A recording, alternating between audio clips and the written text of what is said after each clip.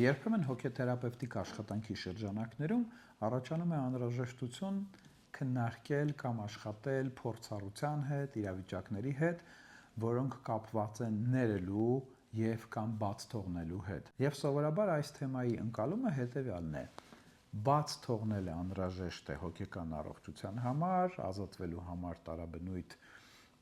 հիշողություններից եւ նեղացվածություններից, իսկ բաց թողնելու համար անհրաժեշտ է ներել։ Իրականությունը հետեւյալն է. նախ ոչ բոլոր արարքները եւ իրադարձություններն է, որ մարդիկ կարողանում են ներել այլ մարդկանց, կան թեմաներ, կան կետեր, արարքներ, որոնք ոչ մի կերպ մարդիկ չեն կարողանում ներել եւ ստացվում է, որ գրեթե անհնար է դառնում բաց թողել այդ փորձառությունը, բայց իրականությունը մյուսն է, որ համենայն դեպս բաց թողնել հնարավոր է նաեւ առանց ներելու։ Տեսեք, ինչի է դա այդպես։ Նախ եւ առաջ ներելու համար որպես կանոն անհրաժեշտ է հասկանալ եւ ընդունել։ Հասկանալ, որ հա, այս պատճառով է մարդը այսպես վարվել։ Հիմա հասկանում եմ, երբ որ ես ինքս եմ ծնող, հասկանում եմ, թե ինչու էին իմ ծնողները ինձ հետ այսպես վարվում կամ ֆիզիկական բռնության դիմում, հիմա ես ծնող եմ, ես իրանց հասկանում եմ, հասկանում եմ, ընդունում եմ ու ներում եմ իրանց։ Սա իհարկե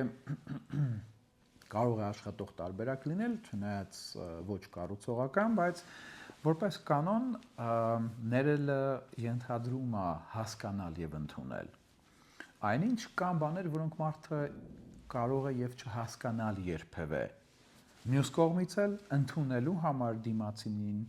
պարտադիր չի ամենը հասկանալ։ Ինչևէ, որ այստեղ չխճճվենք, մենք շատ ուզում եմ նորից առանձնացնեմ հետեւյալը։ Նախ ամեն արարք չի, որ մարդը կարող է ներել մեկ այլ մարդու։ Երկրորդը, ներելու համար անհրաժեշտ է հասկանալ եւ ընդունել։ Սա արդեն ենթադրում է ինչ-որ չափով կամ մեծամասամբ նմանատիպ պատկերացումներ, նմանատիպ աշխարհայացք, թեկուզ ինչ-որ կետում կամ ինչ-որ գաղափար, որը ինչ-որ պահի մարդը յուրացնի, կընդունի, կհասկանա։ Սակայն բաց թողնելու համար միշտ չի, որ անպայման ներել է անհրաժեշտ, որովհետև բաներ կա, ոնց ասեցի, հնարավոր չէ ներել, բայց կարելի է փորձառությունը բաց թողնել։ Բաց թողնել հոգեթերապևտիկ աշխատանքի ընթացքում համապատասխան աշխատանք կատարելու արդյունքում։ Սակայն այստեղ մի մեծ բայց կա։ Եթե այն մարդը կամ մարդիկ,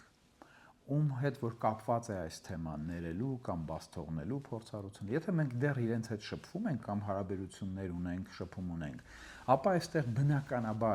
բնականաբար առողջ կառուցողական հարաբերություններ ունենալու համար պարտադիր պայման է ներելը, հետևաբար հասկանալն ու ընդունելը, բայց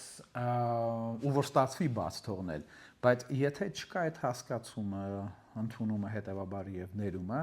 ապա բաց թողնել հնարավոր կլինի այդ փորձառությունը միայն այն դեպքում, եթե մարդիկ իրար հետ այլևս չեն շփվում։ Հակառակ դեպքում դա առիթ է լինելու անընդհատ վեճերի